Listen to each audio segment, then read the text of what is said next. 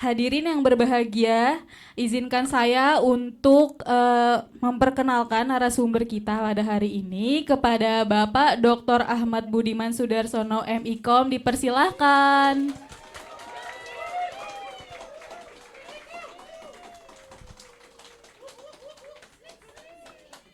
Banyak loh Pak, ini fansnya. Boleh dipersilahkan duduk Bapak. Oke. Gimana Bapak kabarnya? Alhamdulillah baik, senang banget hari ini banyak yang hadir baik offline ataupun online. Luar biasa, terima kasih buat perpustakaan USNI. Oke. Izinkan saya untuk membacakan CV singkat dari beliau. Sebelumnya udah pada kenal dong ya Pak, yang biasa disebut Pak Budiman. Kenal dong, kenal. Belum, oh berarti kenalan lagi Pak, kenalan. Oke. Oke, Bapak Dr. Ahmad Budiman Sudarsono MIKOM, yang biasa kita sapa itu yaitu Pak Budiman. Pak Budiman ini lahir di Jakarta 5 Mei 1985. Nah, ini nomor telepon dari Pak Budiman. Mungkin mahasiswa atau dosen-dosen lainnya yang ingin menghubungi beliau, menanyakan ini nomor teleponnya. Terus sosmed Pak Budiman nih, Instagramnya ada @boediaman. Asik. Followersnya udah berapa itu Pak? 3.200. Widih, udah sampai ribuan ya. Keren, keren. Terus ada juga nih sosial medianya yaitu YouTube, namanya Ahmad Budiman Sudarsono. Nah, kalau itu subscribernya udah berapa, Pak? Sedikit 2.100. Widih, 2.100. Keren loh ya. Iya betul. Widih, beri tepuk tangan dulu dong. Terima kasih, terima kasih. YouTubers dan konten kreator Instagram ya, Pak ya? Iya betul. Oke, selain itu Pak Budiman juga aktivis di dosen tetap Prodi Ilmu Komunikasi USNI. Terus selain itu juga Pak Budiman tim perencana dan pengembangan BPM USNI. Terus selain itu juga Pak Budiman yaitu wirausaha di Bali Sedayu dan Ufuk Arsitek. Wih, keren banget. Beri Terima tepukan kasih. lagi teman-teman. Lagi oprek nggak Pak di sana? Lagi proses. Oh, lagi proses. Oke, selain itu Pak Budiman juga banyak nih membuat karya buku. Ada 3. Yang pertama ada Jurnalitik Online di tahun 2017. Terus ada juga nih bukunya yang lagi mau kita bedah sekarang, yaitu Politik Perempuan Perempuan Berpolitik. Bukunya diterbitkan di tahun 2024. Terus yang terakhir ada buku Konvergensi Jurnalistik Online di tahun 2025. Terus selanjutnya Pak Budiman ada hobinya nih. Hobinya yang pertama main sama anak dan ibunya. Waduh. Wede, main apa itu Pak kalau boleh tahu? Nonton TV bareng. Oh, nonton TV.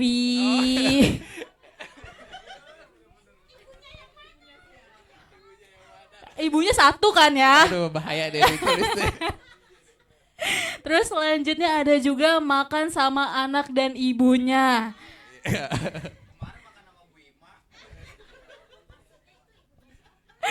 Ibunya dari anak-anak dong ya Pak, betul.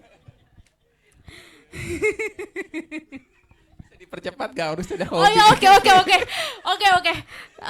Tanpa menunggu lama, tanpa berpanjang lebar, marilah kita sambut narasumber kita untuk menyampaikan pemaparan mengenai buku Politik Perempuan Perempuan Berpolitik. Kepada Pak Budiman dipersilahkan. Oke, terima kasih. Izin berdiri ya. Oke, bismillahirrahmanirrahim. Assalamualaikum warahmatullahi wabarakatuh. Oke, yang saya hormati Dekan Fakultas Ilmu Sosial dan Ilmu Politik, Dr. Fahlesa Munabari PhD. Terima kasih loh Pak udah hadir. Profesor Yeni sudah hadir. Ini adalah inspirasi saya gitu ya. Terus juga tadi ada Bu Inaya sebagai Kaprodi Ilmu Komunikasi dan teman-teman dosen Ilmu Komunikasi yang di belakang hadir, terutama dosen-dosen FISIP juga hadir, terus teman-teman mahasiswa yang sudah hadir. ini luar biasa. Saya juga mengucapkan terima kasih buat Pak Febri ya. Karena kegiatan ini Pak Febri bukan hanya kegiatannya offline tapi online juga ya. Saya udah bilang ke Pak Febri ada jemaah saya 100 orang mau datang boleh gak? Gak boleh, jangan penuh kata gitu Bu, katanya saya bilang. Tapi saya bilang ya udah akhirnya saya arahkan ke online ya. Jadi ada beberapa teman-teman komunitas buku dan juga komunitas perempuan yang mereka itu mau hadir Bu Yeni ke tempat ini gitu ya untuk pembahasan gitu ya. Sekilas tentang buku ini sebenarnya buku ini riset Bu. Dulu saya pernah jadi seorang jurnalis tahun 2009. Ya 2009 terus majalah saya itu membahas tema tentang perempuan ya politik perempuan di anggota DPR RI ya. Jadi ini buku betul-betul riset hasil wawancara dengan tokoh perempuan anggota DPR RI yang perempuan, semua tentang perempuan hadir di si buku ini. Jadi buku itu setahun dari 2009 sampai sedikit cerita sampai 2012 naskahnya baru terkumpul. Ya, naskahnya baru terkumpul 2014 baru rampung naskahnya ya, tapi saya sempat berpikir ini diterbitin atau enggak ya. Tapi syukur alhamdulillah ada salah satu dosen juga penerbit buku juga, terus dia bilang kenapa bukunya nggak diterbitkan. Saya bilang boleh free gak? Ya free gratis kok, gratis kata. Akhirnya diterbitkan di 2025 di KSP namanya kalau nggak salah, kurang lebih nama penerbitnya itu ya. Itu adalah cerita tentang bahwa ini benar-benar murni riset tentang politik perempuan. Tapi sedikit saya lupa tentang buku ini karena lama banget gitu ya. Tapi nanti kalau misalnya saya lupa-lupa, mungkin Bu Yeni bisa bantu, Bapak Ibu yang ada di sini juga bisa bantu ya. Oke, next berikutnya ya. Ini ada pepatah yang mengatakan bahwa menulis buku lah maka kamu akan dikenal oleh dunia ya. Jadi kalau misalnya saya nggak terkenal nih gitu ya, saya pengen terkenal. Caranya gimana? Caranya adalah produktif menulis buku. Saat buku kita terbit, orang akan membaca buku kita. Pertanyaan siapa ya Ahmad Budiman Sudarsono? Mereka akan mengenal ya. Itu adalah salah satu obsesi saya walaupun saya tidak dikenal oleh publik. Minimal saya punya karya yang bisa saya banggakan, terutama untuk fakultas saya, untuk prodi saya, dan juga untuk Universitas Satya Negara Indonesia. Itu adalah satu hal yang saya harapkan seperti itu ya. Oke. Lalu berikutnya, ini adalah edisi buku. Edisi buku 2017, jurnalistik online. Buku ini juga alhamdulillah free diterbitkan oleh Pustaka Mandiri. Ya 2017 ya, sharing keuntungan ya, saya cuma dapat 30% dari hasil penjualan ya. Tapi sedihnya saya cek di Gramedia tidak ada, tapi di online-nya banyak banget ya, di Shopee banyak gitu. Jadi saya bingung mengarahkan mahasiswa saat mahasiswa menanyakan, Pak saya pengen membeli bukunya di mana ya. Akhirnya saya bilang Shopee aja deh. Pas dibeli ternyata hasilnya bajakan. Ya, itu yang membuat saya agak miris. Wah, nih udah dari 2017 kok saya nggak dapat royalti. Jadi royalti terakhir itu saya cuma dapat 320.000 dari penerbit. Selebihnya saya tidak pernah dapat. Ya, karena adanya yang namanya Shopee online ataupun yang online itu jualnya di sana, gitu ya. Sayang banget gitu ya. Saya cek penerbitnya nggak ada penerbitnya di online. Ya, tapi buku-buku itu terbit di online dijual dengan harga yang relatif murah, kualitasnya kurang baik. Jadi saya khawatir pembacanya pun akan bosan melihat kualitas dari kertasnya. Lalu berikutnya yang kedua ini yang akan kita bahas, politik perempuan, perempuan berpolitik. Nanti akan saya cerita bagaimana ya yang saya ingat aja gitu ya. Saya senang banget menulis buku ini. Terus yang berikutnya adalah 2025 baru banget terbit ya. Konvergensi jurnalisme online ya, ini tidak bisa didapatkan di Gramedia, tapi penerbit bilang Pak bisa diarahkan orang-orang yang ingin membeli itu dengan cara membaca.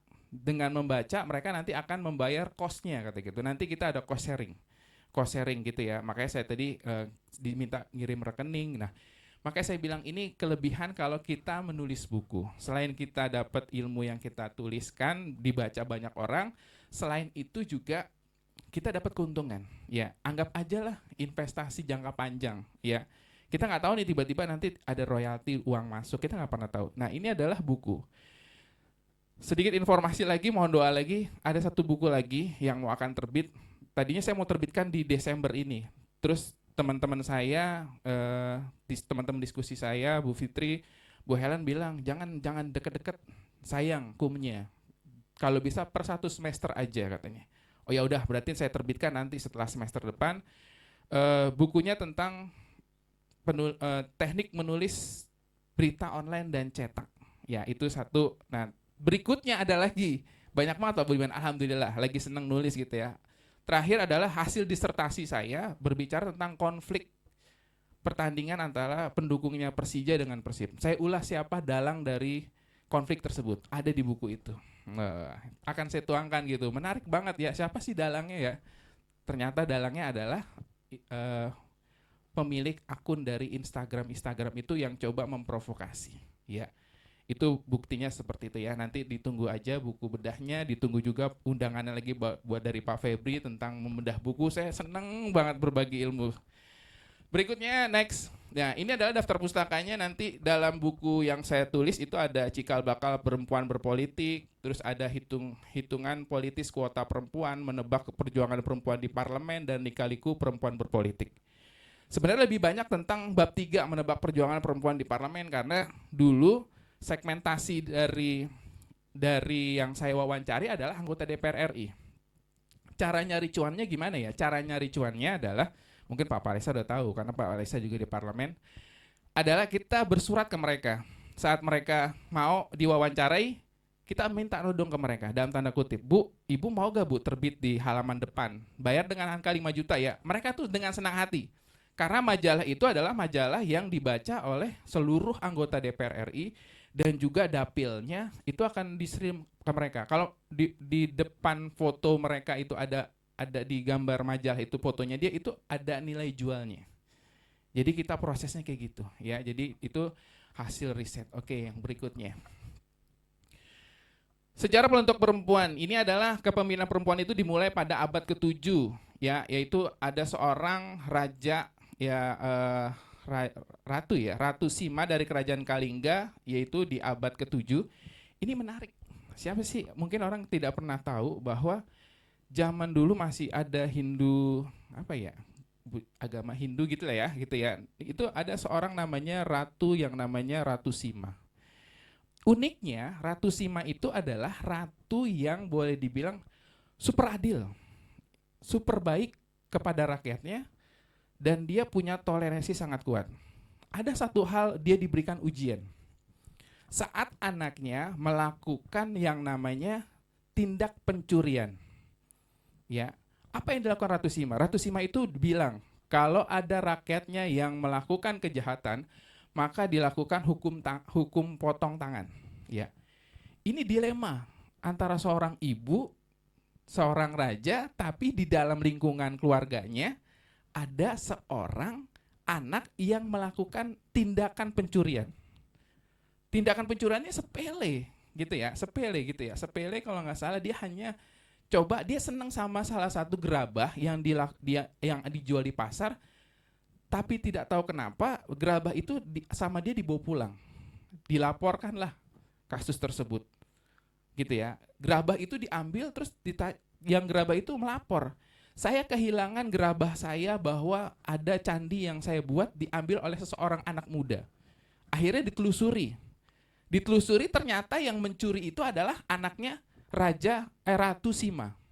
Ratu Sima tidak menutup-nutupi. Kalau sekarang mungkin ya, waduh anak saya ketangkap nih KPK. Ya udah deh, gimana caranya ditutup-tutupin gitu ya. Tapi kalau Ratu Sima tidak, ya akhirnya dilempar ke publik. Ini loh pencurinya. Ya, dengan sedih, dengan mungkin sebagai orang tua dia menangis gitu ya.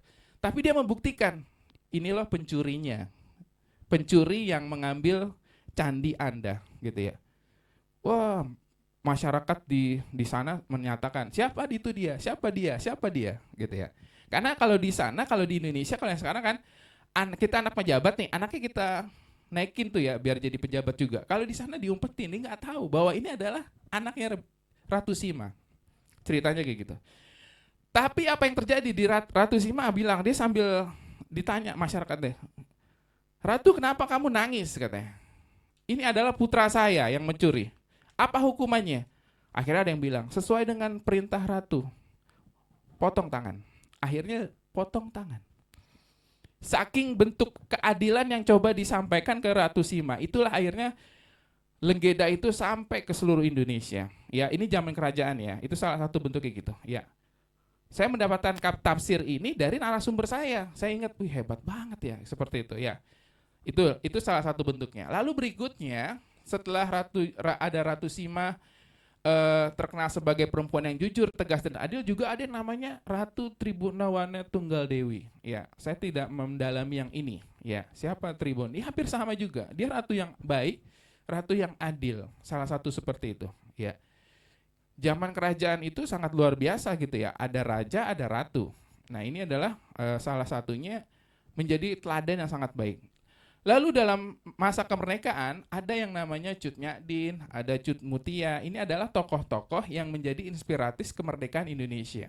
Ya, ternyata yang saya pahami juga bahwa apa perbedaannya? Pahlawan dalam kemerdekaan yang dilakukan oleh tokoh laki-laki dengan perempuan. Kalau tokoh laki-laki, dia benar-benar pure ingin memerdekakan Indonesia. Tapi kalau tokoh perempuan ini bukan hanya berjuang terhadap kemerdekaan Indonesia, tapi dia punya sains bagaimana bukan hanya yang merdeka negaranya, tapi adalah masyarakatnya. Misalnya gitu, Cut Nyak-Dien terkenal dengan revolusi tentang di Aceh gitu ya, Cut Mutia, dia memperjuangkan itu. Pendidikan, makanya kebetulan saya tinggal di Cawang, Jalan Dewi Sartika. Ya, saya nggak tahu siapa Dewi Sartika. Setelah saya menulis, saya baru paham. Oh, Ibu Dewi Sartika itu adalah salah satu tokoh pejuang dari Jawa Barat yang selalu konsen terhadap pendidikan. Tuh, dia bikin sekolah biar anak-anak rakyat jelata itu bisa sekolah. Karena dulu zaman penjajahan yang sekolah itu hanya pejabat-pejabat tinggi, gitu ya. Itu salah satu bentuknya seperti itu. Lalu ada yang namanya presiden wanita pertama kita, Ibu Megawati Soekarno Putri, ya. Dia penerus founder kita, Bapak Soekarno. Oke, next berikutnya. Lalu begini adalah mengenal perjuangan perempuan berpolitik, ya. Ini ada beberapa hal, ya. Saya izin membaca karena yang ini saya riset langsung ya. Tahun 1990 ada gerakan perempuan dan sosialis Jerman yang menuntut hak pilih dalam pemilu. Jadi gerakan pertama kali pemilu perempuan itu pada tahun 1990. Lalu 1913 ada Perang Dunia Pertama menetapkan bahwa 8 Maret ditetapkan sebagai perayaan Hari Perempuan Internasional. Jadi nanti setiap tanggal 8 Maret itu ada yang namanya Hari Perempuan Internasional. Ya, Desember itu ada Hari Ibu kalau nggak salah ya. Nah ini ada juga Hari Perempuan Internasional, dirayakan setiap tanggal 8 Maret. Lalu 1938 ada Kongres Perempuan yang menetapkan tanggal 22 ini. Akhirnya 22 Desember sebagai Hari Ibu. Ya, ini adalah perjuangan-perjuangan yang diaminkan oleh seluruh dunia. Akhirnya muncullah bahwa tanggal 22 Desember sebagai Hari Ibu. Gitu ya. Karena ada Hari Ibu, tiba-tiba ada gerakan lagi Hari Ayah. Ya, muncul lagi namanya Hari Ayah setiap tanggal saya nggak tahu deh. Oke, lanjut berikutnya, ya. Lalu berikutnya adalah menengok perempuan berelemen. Inilah tugas saya, ya. Ternyata sejak tahun 1950 hingga tahun 2000, keterwakilan perempuan dari zaman Indonesia merdeka itu kecil banget, ya. Faktornya apa sih? Faktornya itu adalah karena ada dua hal yang berbeda. Kalau laki-laki itu selalu konsen dengan caranya dia menyampaikan sesuatu hal dengan sesuatu janjinya, gitu ya. Janjinya dia berani turun ke lapangan segala macam gitu ya. Itu akhirnya mereka terpilih. Kalau perempuan ini dia malu-malu gitu loh. Untuk menyampaikan dirinya, saya loh calon anggota DPR, ini malu-malu. Itu salah satu bentuknya. Makanya angka keterwakilan perempuan turun. Selain itu ada faktor bahwa pemilih itu mereka, mohon maaf ya Tan, gue alergi untuk memilih perempuan sebagai pimpinan mereka di anggota DPR. Karena agama itu masih kental. Bahwa dibilang bahwa pimpinan itu harus laki-laki. Inilah yang akhirnya merubah mindset masyarakat bahwa ya udah saya nanti milih anggota DPR RI maunya yang laki-laki aja.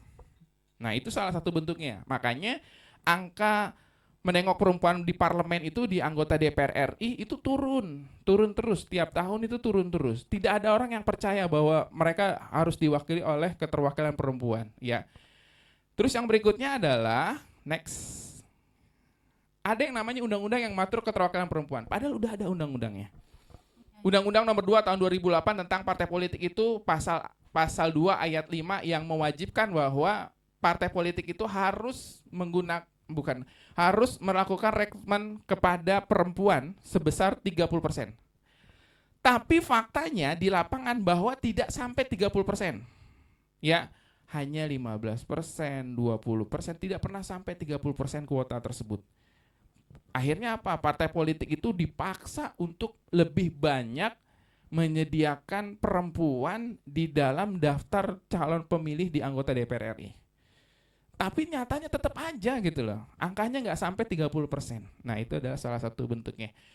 Next, berikutnya ada Undang-Undang nomor 7 tahun 2017 tentang pemilihan umum pasal 245 ayat 2, terus juga ada pasal 246 ayat 2 yang berbicara tentang mengatur bahwa perempuan itu punya hak untuk berkompetisi menjadi anggota DPR RI. Apalagi anggota DPR RI sekarang enak banget gitu ya. Dibilang bahwa kalau kita jadi anggota DPR RI, kita punya pesangon sampai pensiun. Nggak dapat tunjangan sampai kita akhir hayat. Luar biasa. Itu salah satu bentuknya gitu ya. Lalu berikutnya ada lagi apa lagi? Next. Angka keterwakilan perempuan terus menurun tiap pelaksanaan pemilu. Tuh, angkanya munculnya. Nih, angka yang saya dapatkan tahap penurunan tersebut dari 13% pada tahun 1987 menjadi 12,5% turun pada pemilu 92. Turun lagi menjadi 10,8% dalam pemilu 1997 dan akhirnya hanya mencapai 9% pada pemilu 1999. Kecil angkanya terus turun ya. Oke, next berikutnya. Ternyata 2024 titik awal kepercayaan publik diwakili oleh perempuan ya. Karena sering banget dibohongi masyarakatnya oleh kaum laki-laki, akhirnya mereka sudah perempuan itu mulai berani tampil. Ya, karena banyak sering tampil di publik, akhirnya orang mulai ngerasa, cocok nih kayaknya ya keterwakilan. Perempuan diisi oleh orang-orang yang punya intelektual tinggi. Itu salah satu bentuknya gitu. Jadi tahun 2024 mulai publik mulai banyak diwakili ya. Angkanya mulai cenderung naik ya, menempatkan perempuan sebanyak 101 orang atau 13,36 naik dari 2,1%. Naiknya luar biasa.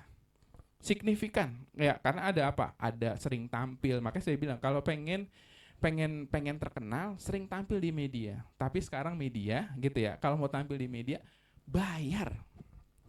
Ya. Jangan salah ya, saya kasih tahu ini. Jadi kalau kita tampil di media itu sebetulnya mereka itu di awal bayar. Mereka investasi supaya terkenal. Itu salah satu bentuknya gitu. Ya. Lalu next berikutnya.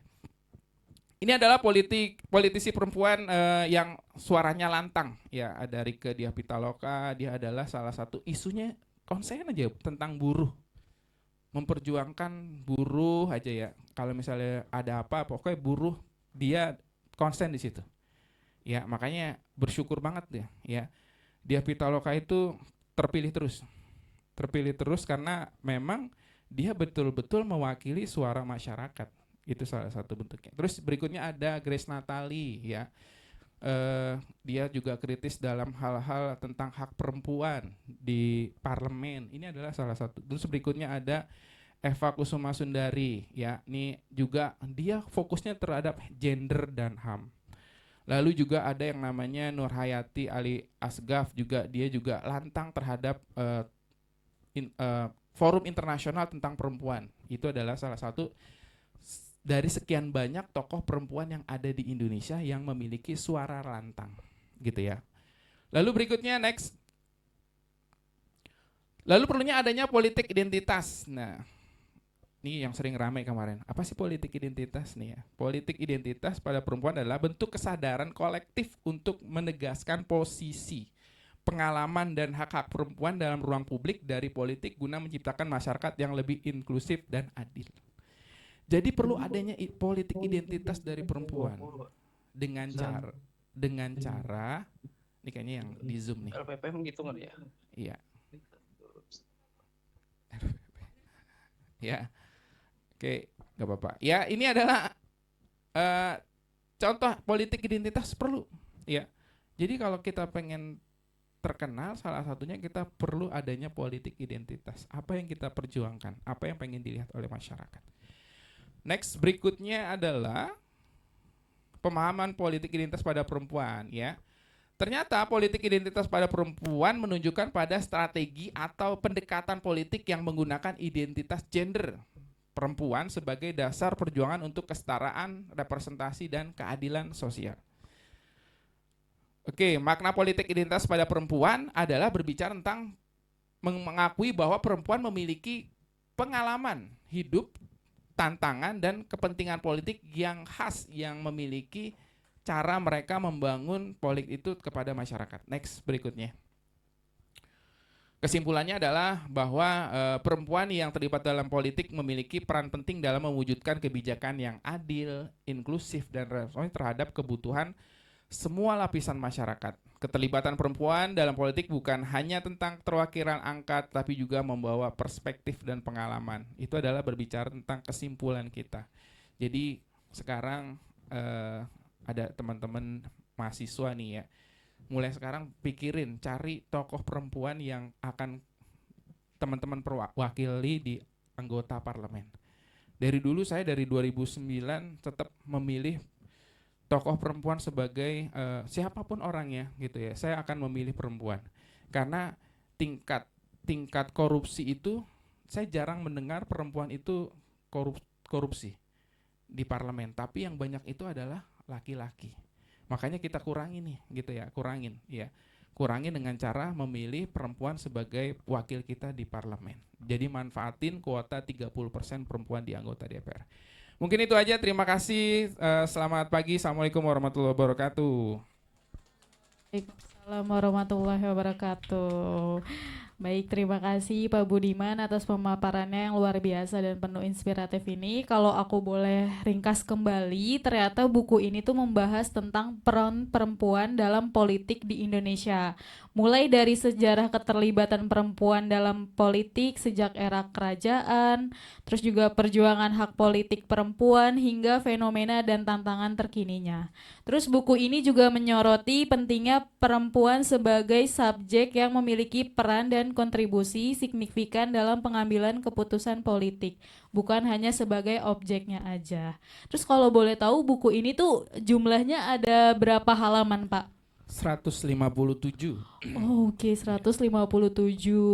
Waktu itu tuh nyusunnya tuh berapa lama, Pak? Dalam jangka waktu berapa? Iya, kalau kita review nih sebenarnya kumpulan-kumpulan tulisan teman-teman jurnalis di majalah Figur namanya ya, punyanya Pak Agun Ginanjar Sudarsa, anggota Dewan Golkar gitu ya. Jadi ada 6 jurnalis yang menuliskan dengan tema yang berbeda karena berdasar kantor ya. Nah tulisan, jadi ini ada 3 tahun mereka menulis tentang politik perempuan karena jualan kita di saat tentang temanya tentang politik perempuan itu anggota DPR RI perempuan tuh pengen banget lantang bersuara di situ.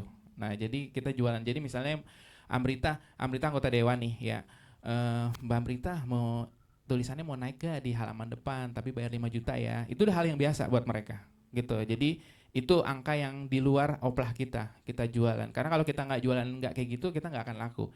Nah jadi dari 3 tahun itu sekitar ada 50 sampai 60 halaman yang akhirnya saya ambil, saya sarikan, tulis ulang, tulis, ternyata jumlahnya sekitar 150 halaman, kurang lebih seperti itu. Nah jadi 2012 mulai rampung, 2014 itu saya mulai merapikan tulisan itu, dinaikin cetak tahun 2024 ini.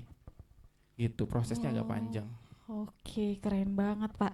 Sebelum kita lanjut ke sesi tanya jawab, aku boleh nanya satu lagi nggak, Pak? Yes. Waktu itu kan Bapak kan sempat membuat buku yang pertama kali itu jurnalistik online. Waktu itu tuh Bapak apa sih yang memotivasi Bapak untuk bisa menulis buku? Terus kira-kira tuh apa sih motivasinya yang untuk memulainya itu? Kadang-kadang kan kita males ya kalau misalnya nulis buku, aduh bingung nih mau mulai dari mana gitu Pak, kira-kira. Itu referensinya sama juga ya, berdasarkan riset juga. Jadi saat saya dikasih mata kuliah jurnalistik online, dulu belum banyak karena jurnalistik online itu belum booming ya. Jadi berdasarkan pengalaman gitu ya, dulu pernah aktif juga di media online 2012 sampai 2014. Itu saya tulis juga, iseng, nulis jadi makanya kalau mungkin mohon maaf ya kalau orang nulis buku misalnya pengertian jurnalistik adalah gitu ya, kalau saya tuh lebih reference-nya itu pasti ngomongin tentang sejarah jurnalistik online-nya itu dari mana, kapan, siapa tokohnya gitu, terus kira-kira kebutuhannya apa, jadi lebih banyak bukan teorinya tapi praktis dalam praktek tapi dalam bentuk tulisan, itu salah satu bentuknya. Jadi tulisan saya gitu, bagaimana Detik pertama kali muncul di industri media, awalnya ditolak akhirnya jadi, itu saya tulis di situ karena berdasarkan saya ngobrol-ngobrol jadi tulis. Saya tipe orang kayak gitu Amrita, jadi dengar sesuatu kayak menarik deh, bang boleh rekam nggak bang, saya contoh gitu, coba ceritain yang tadi abang abang apa ceritain abis itu saya transkrip tulisan itu, akhirnya saya sadur menjadi sebuah tulisan gitu. Jadi kayak gitu, jadi proses bukunya nggak mohon maaf nggak kayak pengertian kayak gitu, jadi lebih banyak tentang praktek-prakteknya. Oh, seperti itu. Kalau selama ini tuh kendala-kendala apa aja sih Pak yang Bapak alami selama untuk membuat buku itu? eh Malas biasanya kalau misalnya lagi datang prosesi seneng nulisnya, saya ngerasa udah biarin aja deh gitu, biarin aja, kalau dibiarin jadi terus ngalir, tapi kalau udah datang malasnya udah pasti kan ya agak stuck nih dari 2017 nulis, 2014 ya 2017 baru terbit lagi 2025, itu kan jangkanya panjang banget itu nggak ngapain tuh, saya nggak produktif tuh kalau menurut saya gitu gitu. Jadi mulai produktif lagi ya tahun ini aja gitu, seperti itu. Nah, biasanya yang memacu misalnya kayak pas lagi males nih buat nulis, terus apa sih Pak yang memotivasi Bapak untuk kayak aku mau nulis lagi nih gitu?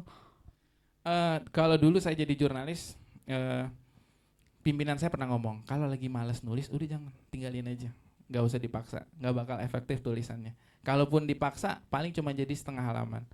Nah makanya saya bilang saat saya momentumnya apa, saya tipe kali gitu. Kalau misalnya momentum saya lagi pengen ngomongin tentang bidang yang lain gitu, saya fokus di situ, biarin aja gitu. Tapi kalau bidang itu saya udah bosen, ya udah saya pindah lagi gitu. Jadi tipe kali gitu. Jadi satu hal yang kalau menurut saya gambling aja, nggak selalu dipaksain karena saya bukan nyari duitnya di penulis, bukan ya macam-macam gitu. Kecuali saya seorang penulis, berarti saya harus beraktivitas sebagai penulis, mau nggak mau, suka nggak suka harus menulis. Tapi kalau ini kan saya bukan penulis ya, jadi cuma sekedar hobi aja. Jadi satu halnya yang saya lakukan adalah saat saya ngerasa senang nulis ya saya nulis, enggak ya enggak gitu aja sih. Seperti itu. Oke, baik, sangat inspiratif sekali ya teman-teman. Dari teman-teman ada yang mau bertanya karena akan kita buka sesi tanya jawab. Buat teman-teman yang ingin bertanya silahkan angkat tangan. Kayaknya senang di Nina Bobo ya, ya buku tentang sejarah jadi senang. Oh ya benar. Oh tuh. Oh, dari Bu Yeni. Oke. Baik, memancing ya. Assalamualaikum warahmatullahi wabarakatuh. Waalaikumsalam Salam warahmatullahi sejahtera untuk semuanya. Pertama-tama saya terima kasih pada perpustakaan yang sangat luar biasa selalu membuat acara-acara surprise.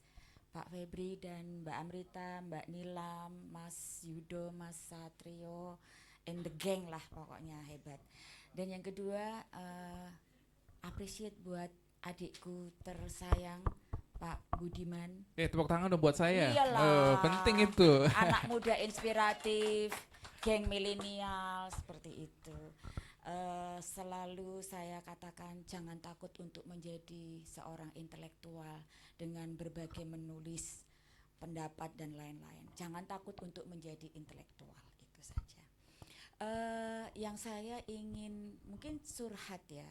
Ya, Bu. Jadi tadi yang dikatakan adalah politik di parlemen. Sementara perempuan ini juga bisa berpolitik di kehidupan sehari-hari. Betul. Mungkin untuk adik-adik yang baru di sini bahwa USNI ini pernah mempunyai rektor perempuan yang pertama. Betul. Tepuk tangan dong buat Prot Yeni nih ya, rektor pertama nih. Ya, kebetulan saya menjadi rektor perempuan pertama Betul, setelah 28 tahun USNI. Nah, gitu. Meskipun itu tadi kepercayaan publik pada perempuan itu masih sekian. Bahkan di RT saya suara perempuan itu jarang didengar. Bahkan untuk usul nutup gerbang klaster itu pun suara perempuan tidak didengar seperti itu. Nah, jadi mungkin yang ingin saya tanyakan kepada adikku tersayang ini, kira-kira strategi apa sih untuk meningkatkan kepercayaan publik pada perempuan? Padahal perempuan ini juga punya potensi yang luar biasa loh. Seperti kanselir Jerman juga dulu perempuan, mungkin sekarang udah ganti. Bahkan negara Amerika pun belum pernah punya presiden perempuan, kalah sama Indonesia. Indonesia punya Ratu Sima dan yang lain-lain seperti itu. Jadi inilah yang terjadi. Ataukah itu karena budaya bahwa perempuan menjadi nomor kesekian seperti itu. Bahkan di USNI ini pun juga nomor kesekian, sehingga kepercayaan untuk menjadi rektor pun habis kayak gitu loh. Jadi sebelum kita berkarya ini, beri kepercayaan kepada kami untuk ini loh, aku bisa seperti ini. Tapi ternyata ini tidak ada, tantangannya luar biasa. Nah, menurut Pak Budiman, kira-kira strategi apa sih untuk meningkatkan bahwa perempuan itu juga bisa loh, perempuan itu juga tidak takut loh, bukan hanya yang di parlemen. Kalau yang di parlemen memang ada wadahnya, tetapi kami yang sehari-hari di sini, mungkin ada ini Jeng Amrita, Jeng Nilam, Jeng sopo Bu jenengmu sampai lupa, Bu Ima, Bu Ibu dosen-dosen perempuan ini sebetulnya juga punya eksistensi yang luar biasa, tapi selalu menjadi nomor 7, nomor 8, nomor 10 gitu. Jadi itu, jadi strateginya apa sih untuk meningkatkan kepercayaan publik pada perempuan? Seperti saya ibu rumah tangga, saya juga ibu rumah tangga loh, kayak gitu. Dimana suara saya di kompleks pun untuk menutup gerbang jam 24 tutup gerbang itu pun tidak diterima oleh bapak-bapak yang lain. Nah, makasih. Pertanyaannya sulit. Baik, terima Nanti kasih saya, Bu ya. Yeni. Ya, gimana Bapak jawabannya? Oke, ntar saya minta bantuan Strateginya. Papa Laisa deh kayak desa dia. Aduh ya, Bu, kebetulan saya lama menjabat RW, Bu, di tingkat. Saya lebih sering jadi RW loh daripada kegiatan yang lain ya. Iya, jadi teman-teman saya manggil saya Pak RW, Bu. Jadi gini, Bu, sebetulnya di Indonesia itu budaya dan agama tuh kalau menurut versi saya mohon maaf kalau saya salah, itu menjadi salah satu yang tabu untuk dibicarakan. Ya, di Muslim itu punya anggapan bahwa ini mohon maaf ya kalau saya salah ya. Jadi bahwa pemimpin itu harus laki-laki. Ada sebagian orang yang menerima, ini sebelum saya trigger ke situ Bu ya. Ada orang yang merasa ya udah bahwa mereka itu nggak pengen berkembang. Jadi saat dia dikasih tahu salah satu hal bahwa pimpinan itu harus laki-laki, ya udah tetap apapun yang terjadi. Jadi budaya di Indonesia itu yang sulit untuk dirubah. Awalnya kalau menurut saya awalnya seperti itu. Lalu bagaimana strategi yang harus dilakukan? Strategi yang dilakukan saya punya Bu RT seumur hidup perempuan. Agak berat sih Bu ya. Kenapa salah satunya? Kalau nggak ada yang nyalonin Bu, baru bisa. Itu pengalaman saya Bu, tapi nggak tahu ya. Saya nggak tahu. Makanya saya minta tolong Pak Palesa ada gimana strateginya gitu ya. Karena selama ini saya ngerasa saat ibu-ibu bisa jadi pimpinan di tingkat RT dan RW, karena nggak ada yang nyalonin, baru mereka bisa jadi. Tapi kalau misalnya ada calonnya laki-laki, itu kemungkinan menangnya itu tipis. Karena ya itu mindset mereka adalah lah ibu-ibu ngurusin anak gitu ya di rumah, reporter ya gitu, banyak alasan-alasan yang akhirnya dibangun oleh masyarakat kepada publiknya. Jadi orang akhirnya ngerasa, yaudah jangan milih Amrita lah, nggak usah milih Pak Febri aja di ketua lah ngomong gitu. Bu Amrita ntar anaknya sakit pulang ke rumah gitu ya. Seperti itu ya. Kalau Pak Febri anaknya sakit bisa calling-callingan. Itu yang termindset. Jadi bentuk-bentuk strategi yang harus dilakukan, saya sih cuma nangkapnya itu Bu. Gitu ya, strategi yang saya alamin berdasarkan pengalaman. Strategi yang kedua ya salah satunya adalah kita coba merubah budaya pemikiran kita. Gitu loh. Jangan kita, kalau negara kita gimana mau maju kalau seandainya cara berpikir kita itu masih kolot. Gitu ya, kolot. Saya orang Betawi, ya. Betawi katanya hobinya nikah. Gitu ya, jual tanah, ya. Bapak Ibu boleh ke rumah saya. Ya, gitu. Itu salah satu bentuknya. Insya Allah saya nggak kayak gitu.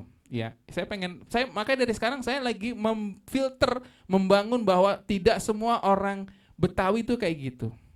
Ya, saya bukan Betawi asli, bapak saya orang Boyolali, ya. Tapi saya punya mindset seperti itu, saya nggak mau gitu. Saat tetangga saya jual tanah, saya nggak ikut-ikutan. Ya, kata keluarga saya, cari dulu kerjaan yang lain kalau nggak ada baru, ya. Tapi masih tetap utuh tempat saya. Pak Balesa bisa bantuin saya gak? Ini pertanyaan berat banget loh Pak. Ampun ya, strategi ya. Itu berdasarkan pengalaman atau Bu Yeni punya strategi, bisa bertanya bisa menjawab sendiri gitu ya. Kadang seperti itu. Mungkin itu aja Prof yang bisa saya sampaikan Prof ya. Saya mohon maaf kalau ada salah-salah kata, itu berdasarkan pengalaman yang saya lihat budaya di kita itu masih cenderung sulit untuk melihat bahwa perempuan itu sebagai pimpinan itu agak sulit. Ya, bukan hanya di tingkat parlemen tetapi juga di tingkat RT RW pun sulit ya, bahkan di USNI pun ya sulit. Seperti itu, mindsetnya masih ya, framingnya masih sulit lah, intinya seperti itu. Gitu Jeng Amrita. Iya baik, makasih Pak Budiman. Berarti yang harus dirubah itu adalah mindsetnya ya Pak ya. Karena apalagi sekarang kan udah zamannya emansipasi wanita. Terus apalagi wanita juga udah jumlahnya lebih banyak dibanding laki-laki ya kan. Harusnya mindset yang udah lama itu harus dirubah gitu. Oke baik, selanjutnya ada yang ingin bertanya dari adik-adik mahasiswa? Oh ada. Oh Bapak. Oh ini bukan adik-adik mahasiswa, ini Bapak dosen, mohon maaf.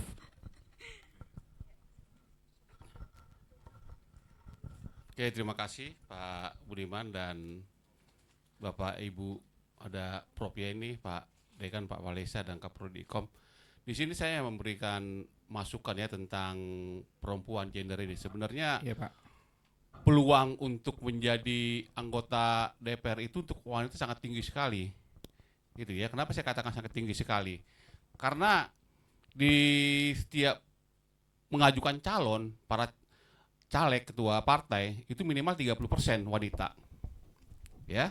Jadi walaupun mereka nggak punya sumber daya manusia yang wanita, akhirnya ini para ketua partai mencomot istrinya lah, anaknya lah yang wanita dimasukkan sebagai calon. Untung-untungan gitu ya. Karena kan yang pilih masyarakat. Dan akhirnya bisa terbukti itu lebih dari sekitar 20% saat ini anggota DPR yang sana wanita. Ya walaupun mereka mungkin nggak begitu senang dengan dunia politik, tapi karena dipilih gitu ya, dan kebetulan juga banyak juga wanita memilih yang wanita juga. Ya jadi artinya masukan juga ini untuk Pak Budiman bahwa artinya peluang itu tinggi untuk menjadi anggota dewan. Karena 30% di tingkat DPR, di tingkat provinsi, kemudian kabupaten, kota madya. Itu aja Pak Budiman. Terima kasih. Oke, terima kasih Pak Solten. Nggak apa-apa, lanjutin, nambahin. Betul Pak. Jadi partai politik itu saat ini lagi pusing. Karena kenapa? Kalau dulu 30% itu bukan kewajiban. Bukan kewajiban bahwa partai politik itu harus punya keterwakilan perempuan. Kalau sekarang diwajibkan. Jadi setiap partai politik itu kalau dia pengen mencalonkan anggota DPR RI ataupun DPRD itu harus punya kuota 30%. Makanya kalau misalnya ada 10 perempuan dan ada 100 laki-laki yang melamar ingin jadi anggota DPR RI, itu yang didahulukan adalah yang perempuan dulu prioritasnya. Karena keterwakilan perempuan itu. Jadi kalau mereka nggak punya keterwakilan perempuan 30% dalam hitungan partai politik, itu mereka nggak bisa mencalonkan. Ya, makanya tadi benar kata Pak Solten bahwa yang dilakukan adalah akhirnya muncullah anaknya diajak, istrinya diajak gitu ya. Kayak partai Henry Tanu, ya kan? Semuanya tuh, istrinya diajak, mantunya diajak, ya kan? Tinggal saya nggak diajak gitu ya. Gitu ya. Jadi itu salah satu bentuknya. Jadi Itu salah satu membentuk kuota perempuannya seperti itu. Dan juga salah satu bahwa framing untuk laki-laki untuk menjadi anggota dewan itu sangat kuat ketimbang perempuan. Nah, ini yang framing ini yang harus kita rubah, kita akalin bahwa berharap yang ada di ruangan ini gitu ya, wah pengennya pilih aja yang perempuan. Gitu ya, keterwakilan perempuan. Karena tingkat yang memang perempuan itu kurang bersuara, tapi setidaknya untuk yang namanya korupsi itu sangat kecil. Gitu ya. Yang laki-laki kita lihat korupsinya luar biasa. Itu sangat, negara ini udah dalam krisis dalam korupsi yang sangat luar biasa. Oke, itu tambahan saya untuk menjawab Pak Solten. Oke, baik, terima kasih Pak Budiman dan Pak Solten. Selanjutnya ada yang ingin bertanya lagi?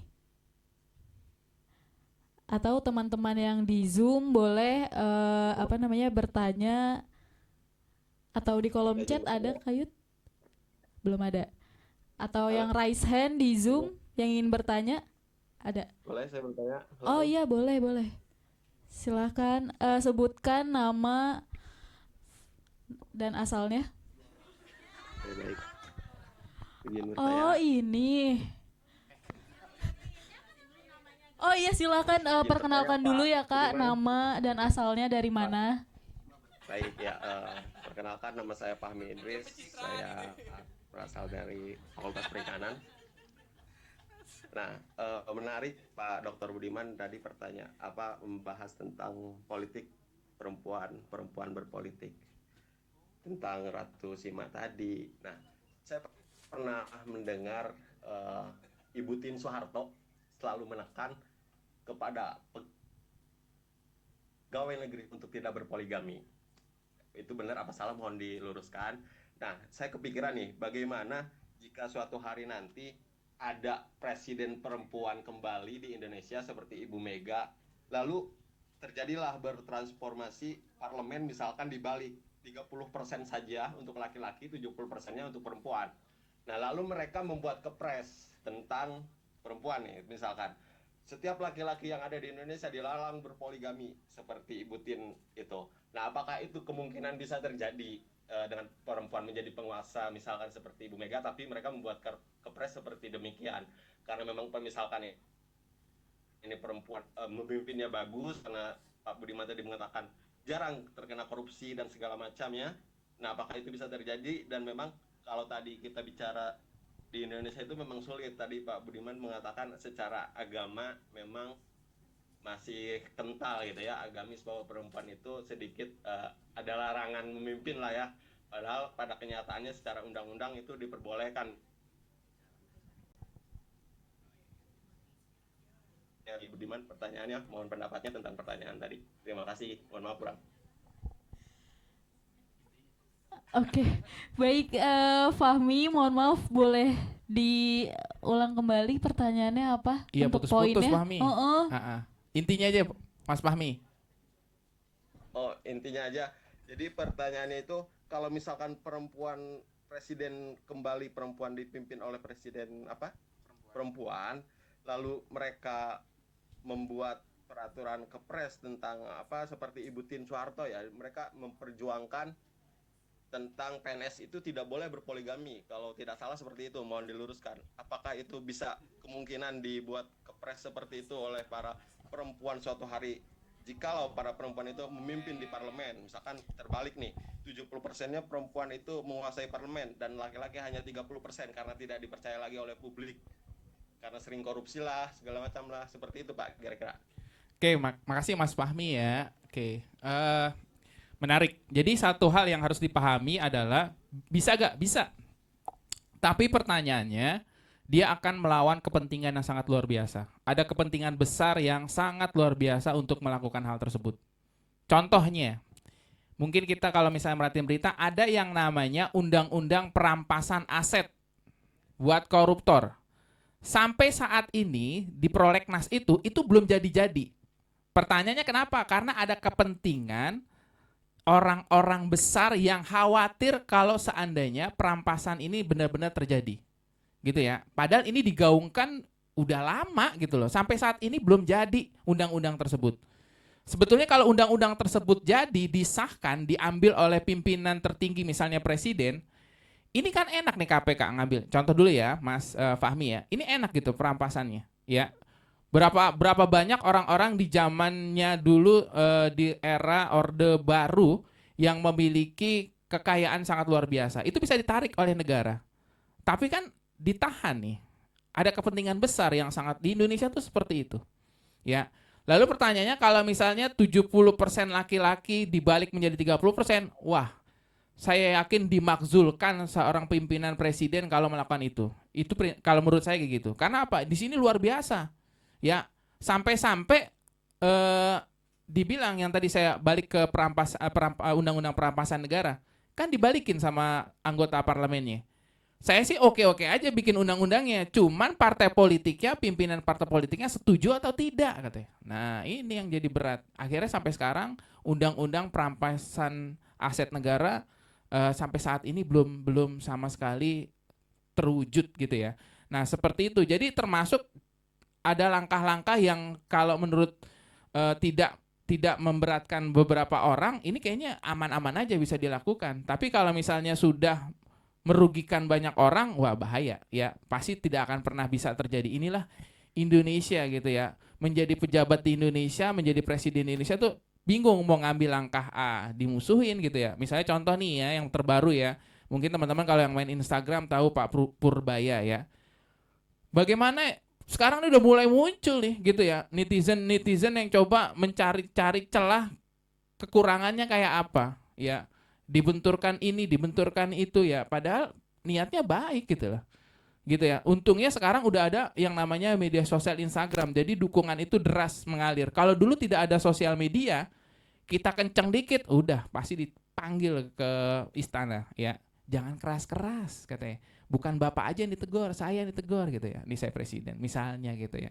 Nah, itu ada salah satu bentuk seperti itu Mas Fahmi kalau menurut saya ya. Jadi bisa gak? Bisa, tapi kepentingan di balik itu yang juga luar biasa besar. Terima kasih. Oke, baik. Terima kasih Pak Budiman dan Fahmi. Ada yang ingin bertanya kembali? Dari mahasiswa USNI? Mahasiswanya ada yang ingin bertanya? Oh, nggak ada Pak, kayaknya udah pada paham semua kali ya. Ada yang ingin bertanya? Oh, ada. Oh, Bu, yang mana dulu nih? Oh, Bu Ima dulu kali ya, kita mulai dari perempuan dulu ya Pak. Izin ya Pak Burhan.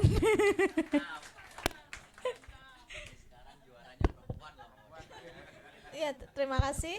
Assalamualaikum warahmatullahi wabarakatuh. Singkat saja. Tadi sepertinya apa saya yang tidak menyimak, apa kurang menyimak, butuh waktu berapa lama untuk menulis buku yang sekarang lagi dibedah ini gitu ya. Kemudian bagaimana caranya membagi waktu. Tadi kan di profil ada dijelaskan bermain sama anak dan ibunya gitu ya, makan bersama anak dan. Nah, itu bagaimana membagi waktu untuk saat menulis, karena tadi sempat Pak Budiman mengatakan saatnya lagi mau nulis gitu. Nah, saya bingung pada saat lagi mau nulis tapi lagi sedang bermain bersama anak, itu bagaimana gitu. Apakah ditinggalin anaknya terus kita nulis gitu. Itu aja, terima kasih. Assalamualaikum warahmatullahi wabarakatuh. Pokoknya kalau anak minta main kalah semua Bu. Ya, semua saya tinggal. Ya, pokoknya pokoknya anak nomor 1 lah gitu ya. Jadi pertanyaannya, ada waktu yang harusnya waktunya saya istirahat, saya hilangkan. Kadang gitu ya, saya nggak tahu nih di umur saya yang udah 40 tahun ini kayaknya nggak tahu nih, kurang tidur, susah tidur sekarang. Ya, kurang susah tidur gitu ya. Ya kurang tidur lah, pokoknya nggak tahu. Kalau udah jam 11 baru bisa tidur gitu ya. Jadi banyak yang dipikirin gitu. Jadi kangen ibunya. Jadi satu hal itu. Jadi saat di sela-sela itu saya pengen melakukan nulis Bu Ima. Ya biasanya saya mulai durasi waktu itu mulai jam 9 menulis. Nggak usah lama-lama, konsisten. Walaupun cuma sejam, tapi saya coba menulis. Itu salah satu yang saya lakukan jam 9 sampai jam 10. Habis itu saya olahraga kecil gitu, lari-lari di teras rumah. Habis itu mulai sleeping. Itu yang saya lakukan. Jadi kayak gitu. Kalau nulis bukunya ya sehari pokoknya rutin 1 jam 1 kali. 1 jam sehari maksudnya. Dan waktunya itu bisa, makanya kalau misalnya lagi panjang, bisa nulisnya lebih panjang ya nggak apa-apa. Paling lama nulis buku itu, paling lama itu yang kemarin riset buku politik perempuan hampir 3 tahun. Karena ngumpulin bahan. Tapi kalau misalnya saya udah punya bahan, 3 bulan juga udah selesai. Itu tinggal ngerapin aja, tinggal baca, oh ini bahasanya kurang nih, saya sadur lagi gitu. Makanya soalnya pimpinan redaksi dulu ngomong, penulis yang baik adalah penulis yang bisa mengedit tulisannya sendiri. Sampai sekarang saya ingat terus. Makanya kalau mahasiswa saya ajarin gitu ya, nak, kalau ngajar ya, penulis yang baik adalah penulis yang bisa menulis, mengedit tulisannya sendiri. Jurnalis pun kayak gitu. Gitu. Oke. Selesai ya itu ada yang 3 bulan. Yang buku ini politik perempuan lama. Dari bahannya 2009 sampai 2012, dirapi ini 2014. Gitu. Lumayan lama juga ya Pak ya. Oke, selanjutnya Pak Burhan. Oke, baik, tes. Assalamualaikum warahmatullahi wabarakatuh. Waalaikumsalam warahmatullahi wabarakatuh. Pak Dr. Budiman, saya mau menanyakan tentang bukunya ini Pak. Ini kan buku yang bagus sekali Pak, buku yang sangat menarik. Saya juga termasuk orang yang sangat setuju dengan kesetaraan gender atau tentang politik perempuan ini gitu. Cuman ini ada beberapa pertanyaan yang saya ajukan Pak dalam menulis buku ini, dalam melakukan riset. Itu kan ada beberapa pertimbangan antara pribadi gitu kan, kemudian dengan riset. Sorry, maksudnya pribadi yang diriset gitu. Nah, menurut Pak Budiman ini bagaimana sih pandangan pembagian kerja di dalam urusan pribadi atau dalam hal ini urusan rumah, perempuan yang dalam hal ini sebagai wanita karir dengan pekerjaannya, itu yang pertama. Yang kedua, kemudian hak perempuan untuk berkarir atau bekerja di ruang publik ini sudah baik atau tidak ya? Di dalam buku ini sudah dijabarkan bagaimana hak perempuan untuk berkarir di ruang publik. Kemudian yang selanjutnya menyambung juga bahwa ini adalah bagaimana sih seharusnya perempuan dalam memimpin. Bagaimana cara dia di keluarga maupun di ranah publik. Apakah riset ini ditanyakan ke orang yang diinterview atau bagaimana itu jawabannya? Baik, mungkin itu. Terima kasih. Oke, terima kasih Pak Burhan. Saya pikir mau nanya undang-undang. Takut saya nih. Ya, yang pertama alhamdulillah syukur istri saya di rumah aja, Pak Burhan. Ya, saya tidak melarang dia beraktivitas, tapi alhamdulillah dia mau di rumah aja, gitu ya, ngurus anak. Terus yang kedua, apakah tadi pertanyaannya banyak perempuan sudah berkecimpung ini ditanyakan dalam riset tersebut. Jadi teknik penulisan yang saya tulis ini biasanya dalam jurnalis itu ada yang nama TOR, Turn of Reference. Ya, TOR itu adalah kira-kira tema-tema yang akan dibahas, gitu ya, tema-tema yang akan dibahas, gitu ya.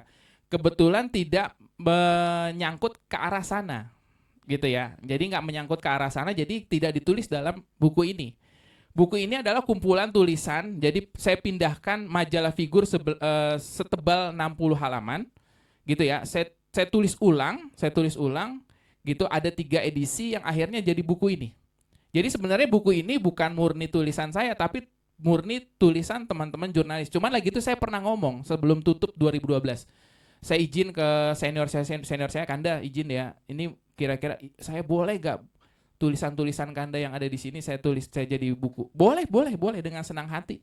Dia bilang daripada majalah figur udah tutup terus tidak ada orang yang membaca, itu adalah salah satu bentuknya kayak gitu. Nah, itu yang pengalaman saya jadi gitu. Lalu bagaimana tentang emansipasi perempuan saat ini gitu ya? Menurut saya hal-hal yang wajar gitu ya. Hal-hal yang wajar kalau perempuan itu bekerja gitu ya. Asal dia bisa melakukan pembagian tugasnya antara di rumah dan juga di kantor gitu. Tidak ada larangan. Undang-undangnya itu juga akan melarang. Bahkan hasil psikotes yang dilakukan ternyata pekerja perempuan itu jauh lebih rapi, lebih punya loyalitas ketimbang laki-laki. Makanya sekarang perkantoran itu kalau melakukan interview, surveinya adalah banyakkan wanita yang bekerja. Makanya laki-lakinya jadi Gojek. Itu salah satu bercanda ya. Itu salah satu gitu. Emang itu fakta, ya. Faktanya seperti itu. Jadi banyak kan perempuan itu lebih dominan bekerja di kantor daripada laki-lakinya gitu ya. Itu salah satu pandangan saya Pak Burhan. Mohon maaf kalau saya salah gitu ya. Jadi itu 3 pertanyaan yang saya jawab dengan apa yang saya tahu. Terima kasih Pak Burhan. Baik, terima kasih Bapak. Selanjutnya ada yang ingin bertanya kembali? Atau udah cukup? Oh, ada lagi. Oh, panas ini. Ya, silakan Pak Ariel. Ya, terima kasih Mbak Brita. Saya nggak nanya undang-undang kok Pak Budiman. Jadi, Iya, oke. Mas Ariel. Saya suka sekali judul bukunya karena saya membayangkan sebuah dunia yang tidak lagi tanda petik seksis, tapi ada laki-laki yang feminis pemikirannya gitu. Tapi menurut Pak Budiman sendiri yang bergelut dalam bidang ilmu komunikasi, pada akhirnya masih ada nggak sih tagline-tagline yang justru merendahkan perempuan itu sendiri? Karena ruang politik kita kan masih bising dengan ini, ruang publik kita masih bising. Contoh saja tadi, mohon maaf saya agak kurang sepakat antara pembagian kerja laki-laki dan perempuan. Kalaupun perempuan berkarir di luar, tapi dia juga punya tanggung jawab di dalam rumah, itu saya rasa hebatnya di perempuannya bukan di laki-lakinya gitu loh. Artinya mengapa ada sebuah pembagian kerja, ini kerja perempuan, ini kerja laki-laki. Toh juga cuci piring bisa dilakukan laki-laki gitu, nyuci baju juga bisa dilakukan laki-laki. Betul Jadi, itu Pak. Itu yang mau kita tolakkan sekarang, sebuah pembagian kerja yang dasarnya dimulai dari laki-laki sendiri gitu loh, bukan dari perempuan sendiri. Nah, menurut Pak Budiman soal pembagian kerja itu apakah perlu kita radikalkan? Itu yang pertama. Yang kedua, tagline di dalam katakanlah media sosial yang justru merendahkan perempuan itu sebenarnya apa sih sekarang gitu? Karena jangan sampai di ruang maya dan ruang nyatanya juga perempuan itu justru direndahkan gitu. Bahasa sederhananya, apa sih ucapan-ucapan seksis yang ada di media sosial yang justru merendahkan perempuan? Kita mau beranjak dari sini kan Pak, supaya memulai laki-laki yang feminis, pola pikirnya dan juga kehidupan sehari-harinya begitu. Itu 2 pertanyaan saya, terima kasih. Oke, pertanyaannya saya minta tahu lagi Pak Palesa deh kayaknya. Bercanda ya Pak ya, guyon ya. Saya seneng loh Pak Palesa, semangat loh ya memperhatikan. Oke, yang saya pengen bilang adalah pertama, feminis itu ada 3 jenis, 3 macam kalau salah. Feminis apa, terus ada feminis radikal. Ya, feminis radikal itu karena tesis saya ngomongin tentang politik perempuan juga gitu. Saya ngomongin tentang radikalisme feminis. Bahkan radikal feminisme itu mengatakan kalau perlu laki-laki yang bekerja sama kami, bukan kami bekerja sama perempuan. Itu yang radikal sama sekali ya. Sekarang pertanyaannya, negara kita ini bukan negara liberal ya.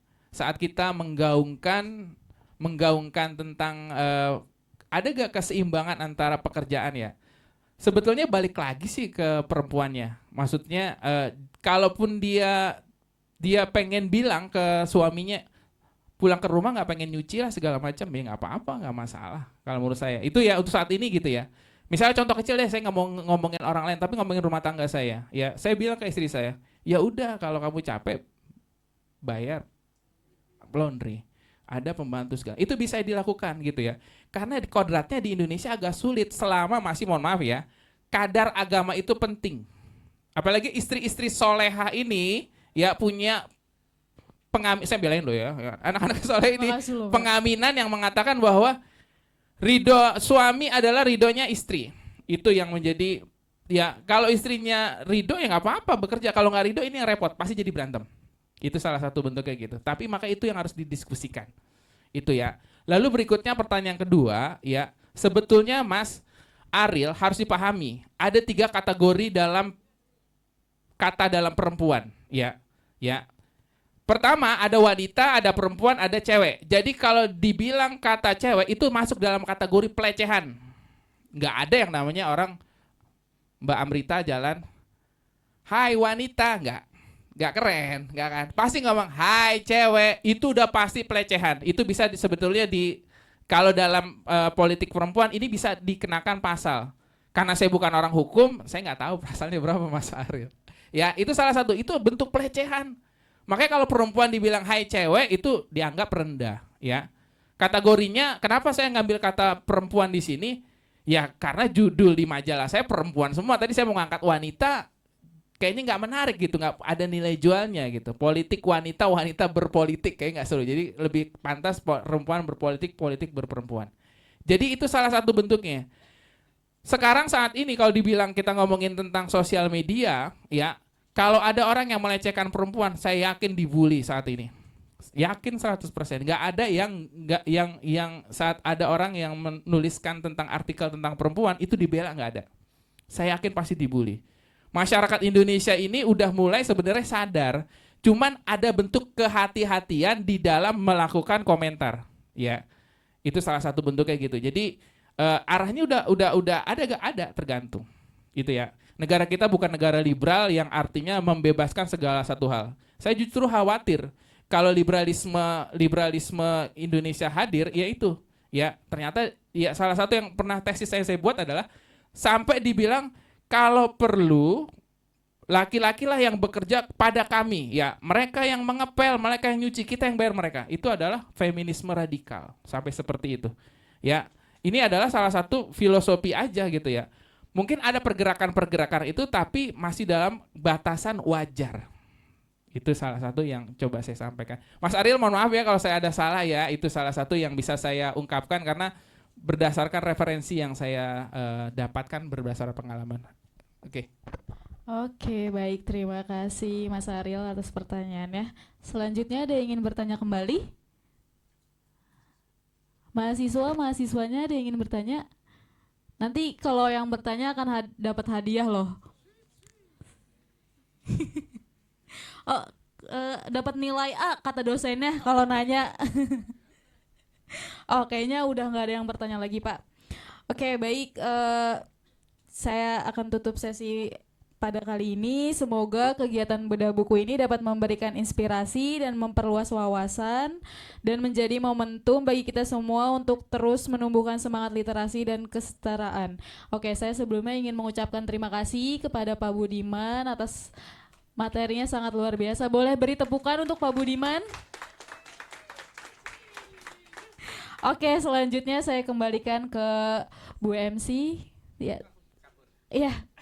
Pak. Terima kasih. Duduk di situ. Duduk dulu aja. Oke, kita berikan aplaus sekali lagi buat Pak Budiman, untuk moderator Kak Amrita, dan untuk Bapak Ibu dan teman-teman yang udah bertanya lewat offline maupun dari Zoom. Oke, karena tadi sudah sesi diskusi juga, mungkin selain tadi tanya jawab, kita pengen tahu nih dari Bapak Ibu dan teman-teman tentang kesan pesannya mengikuti acara bedah buku. Mungkin ada yang mau sharing? Jadi bukan bertanya tapi lebih ke sharing soal acara ini.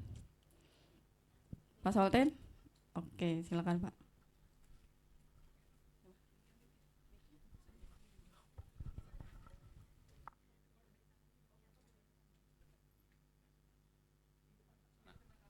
Oh gitu. Ada kamera.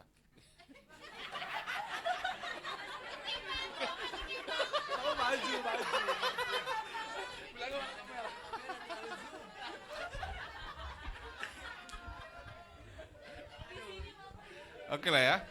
Ya, sini. Oke lah ya, jadi saya mengucapkan terima kasih kepada Dr. Ahmad Budiman ya. Dan juga para dosen dan para mahasiswi terutama ya. Jadi di sini tentang politik dan perempuan ini sebenarnya banyak peluang-peluang yang cukup tinggi untuk para wanita. Ya, untuk para perempuan ya. Para perempuan. Tadi seperti saya katakan tadi, untuk menjadi anggota dewan itu tinggi gitu ya. Karena dari 10 calon misalnya kan, itu harus 3 wanita. Kalau 2 ditolak. Ya, jadi artinya untuk para wanita yang ada di sini ini, terutama Bu Prof, ya ini ya, Ibu ini masuk anggota SIKIP ya, Solidaritas Istri Kabinet pada zaman SBY 2 periode. Ibu ini terus yang selalu bawa-bawa menteri. Gitu ya. Ya, dan saya akui, dan saya juga pernah bareng ke Sibolga ya, membawa rombongan ibu-ibu menteri keliling Sibolga dan Pranamanan. Jadi kita juga berusaha kalau bisa dari USNI ini kita bisa orbitkan Profesor Yeni menjadi salah satu anggota dewan atau mungkin para mahasiswa yang ada di sini. Itu harapan kita. Dan kebetulan juga saat ini ada 5 orang kami itu ya dimasukkan ke Dewan Pimpinan Pusat Partai. Jadi partai ini dulu sudah besar, cuman ada konflik, diambil alih, dan saya dimasukkan. Nyari orang, ya, lagi nyari orang ini sebelum deklarasi. Dan saya juga berharap nanti kalau seandainya sewaktu-waktu kita butuh wanita, gitu ya siap-siap aja. Itu harapan saya, terutama Bu Yeni, yang seorang profesor ini, dan terutama para mahasiswi, ya. Jadi artinya tunjukkan, ya, bahwa Anda kuliah di FISIP Fakultas Ilmu Sosial dan Ilmu Politik harus melek politik. Terima kasih.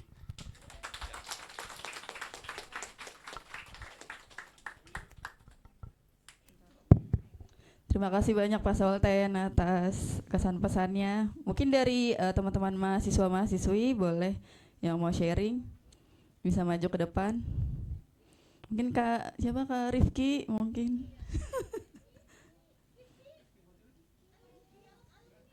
Ya, calon alumni.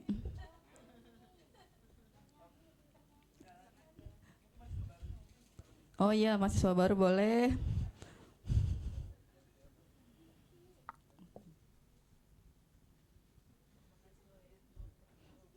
Ya, ada yang mau ke depan untuk ngasih kesan pesan?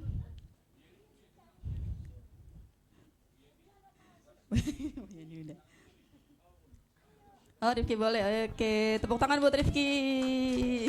Terima kasih. Oke, silakan Rifki.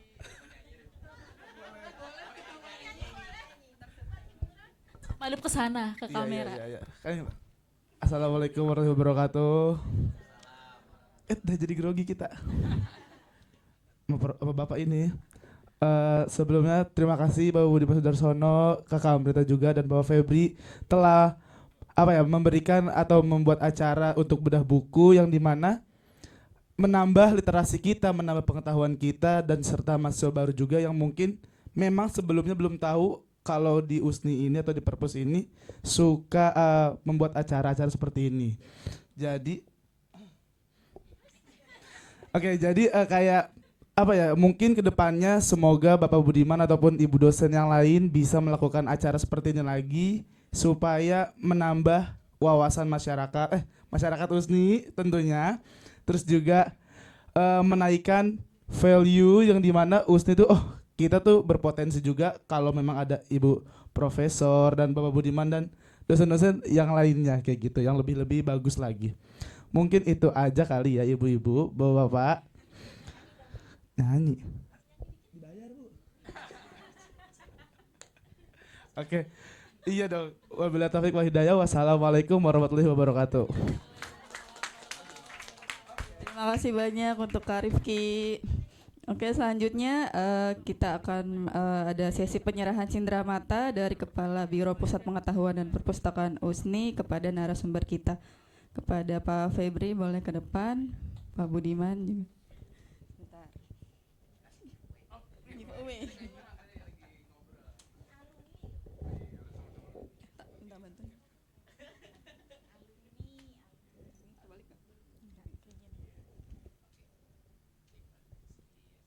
Ini dokumentasi boleh.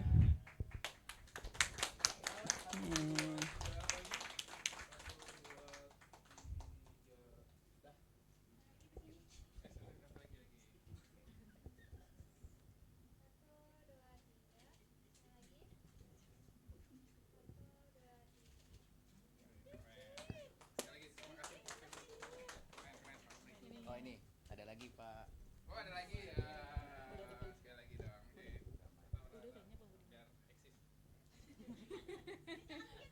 Gak boleh malah.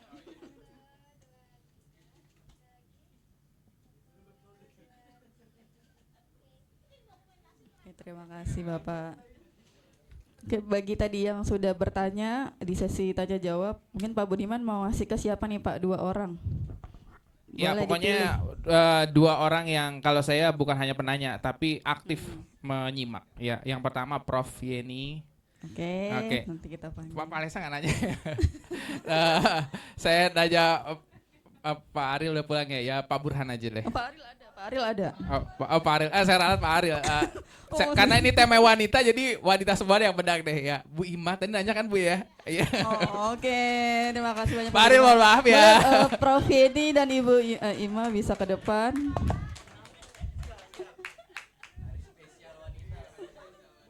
Oh, yang ngasih siapa? Pak Budiman yang ngasih Pak.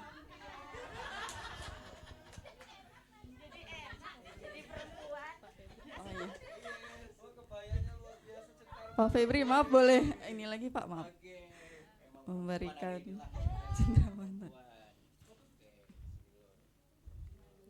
Oke, dengan Prof Yeni. Rifki minta tolong.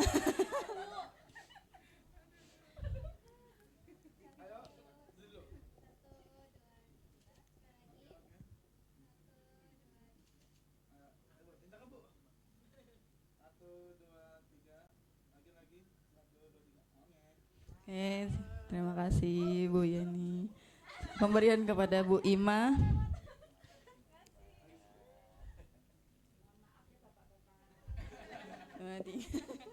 Suara harinya perempuan ya.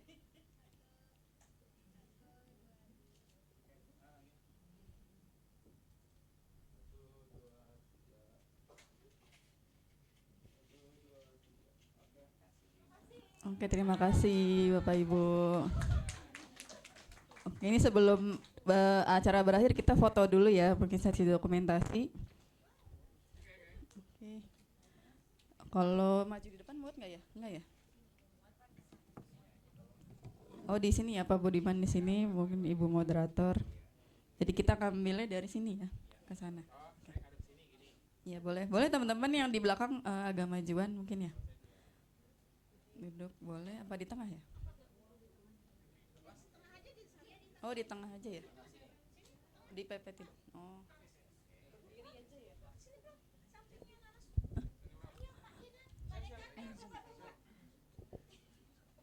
Untuk yang di Zoom bisa open cam dulu biar kita juga tag fotonya bisa barengan.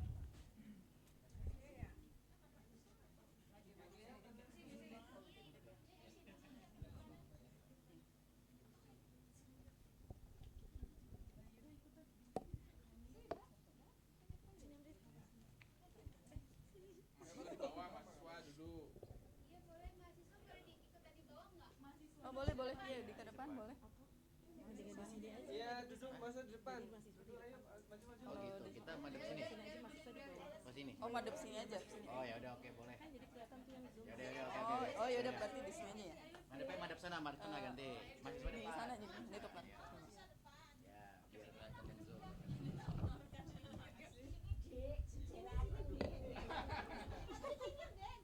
Ayo Ibu MC, Ibu MC.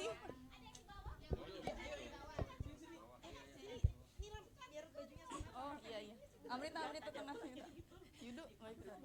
Sama aku sama kita di pinggir.